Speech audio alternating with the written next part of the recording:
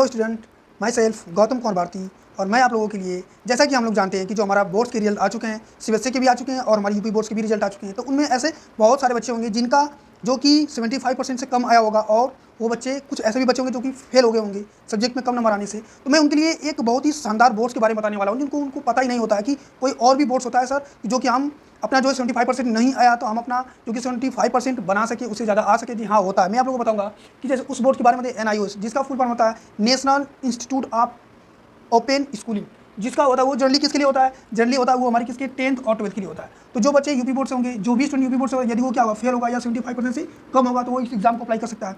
यदि वो आप सीबीएसई बोर्ड से कोई स्टूडेंट होगा, वो फेल है या 75% से कम है, तो वो भी भर सकता है। सर इसका एग्जाम कब होता है? देखो, एक और बहुत ही इंटरेस्टिंग बात मैं आप लोगों को बताने वाला हूँ कि जो इसका एग्जाम होता है 2 शिफ्ट में होता है, शिफ्ट 1 और शिफ्ट 2। आप केवल शिफ्ट 1 दे सकते हैं या शिफ्ट 2 दे सकते हैं, दोनों एक साथ नहीं दे सकते, केवल आप एक ही देंगे। तो सर वो एग्जाम कब होता है? देखो, शिफ्ट 1 का एग्जाम जो होता है आपको अप्रैल और मई में होगा, 2027 में होगा, अप्रैल और मई में। और सर शिफ्ट 2 का एग्जाम कब होगा?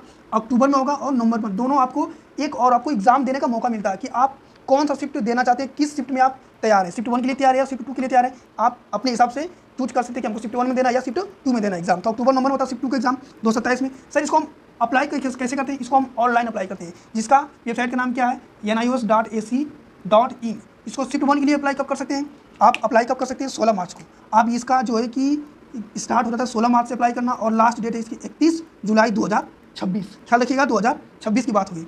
आप शिफ्ट 1 के लिए तो आपको जब 2026 में अप्लाई करेंगे तो आप 2027 में एग्जाम देंगे, 26 में अप्लाई करेंगे तो 2027 में एग्जाम देंगे। और एक और बात, शिफ्ट 2 के लिए कब होता है? यदि आप क्या, इसका जो डेट होता है अप्लाई करने का 16 सितंबर से स्टार्ट हो जाता है, और आपका लास्ट डेट कब तक? 31 जनवरी 2000 कितना 31 जनवरी 2027, यानी ये 26 वाला है सितंबर, और 31 जनवरी तक इसका लास्ट डेट रहा शिफ्ट 2 के लिए। तो जब आप शिफ्ट 2 का फॉर्म अप्लाई कर देंगे तो आपको एग्जाम कब देना पड़ेगा?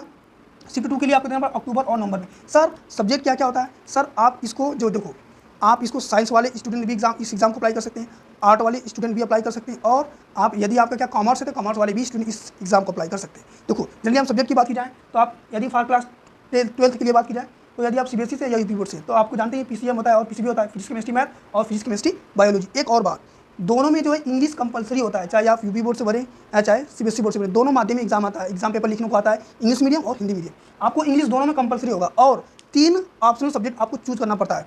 या तो आप हिंदी ले सकते हैं, या कंप्यूटर साइंस ले सकते हैं, या इन्वायरमेंट ले सकते हैं। यदि आप PCB ले रहे हैं, इंग्लिश तो कंपलसरी है, आपको कंप्यूटर साइंस ले सकते हैं, इन्वायरमेंट ले सकते हैं, या हिंदी ले सकते हैं। आपको 3 सब्जेक्ट चूज करने का मौका मिलता है, आप सब्जेक्ट चूज कर सकते हैं। सर एक और बात, क्या सर प्रैक्टिकल एग्जाम भी होते हैं? जी हाँ, प्रैक्टिकल एग्जाम भी होते हैं। सर प्रैक्टिकल एग्जाम कहाँ देना पड़ता है? आपको एक स्टडी सेंटर अलॉट होता है। जब आप फॉर्म अप्लाई कर देंगे तो आपको स्टडी सेंटर अलॉट होगा आपके जिले में, जिस जिले से हैं उस जिले में। जैसे आप क्या है, गाजीपुर से हैं या मऊ से हैं या बनारस से हैं या आप आजमगढ़ से हैं, तो आपको आपके जिले में ही सेंटर अलॉट होगा। आपको वहाँ पे जाकर एग्जाम देना पड़ेगा और प्रैक्टिकल देना पड़ेगा। प्रैक्टिकल पहले होता है, एग्जाम बाद में होता है। तो ये बातें बहुत सारी स्टूडेंट को, आपके बहुत सारे ऐसे दोस्त होंगे जिनको पता ही नहीं होगा कि यदि उनकी 75% से कम है, यदि वो फेल है, तो इस एग्जाम के बारे में उनको पता नहीं होता है। तो मैं चाहता हूँ कि ये जो वीडियो है अपने दोस्तों को शेयर जरूर करें जिसका भी 75% से कम आया है, और अपने दोस्तों को इसके बारे में जरूर जानकारी दें ताकि उन्हें फ़ायदा मिल सके। बहुत सारे बच्चों को पता नहीं होता है। बस, थैंक यू।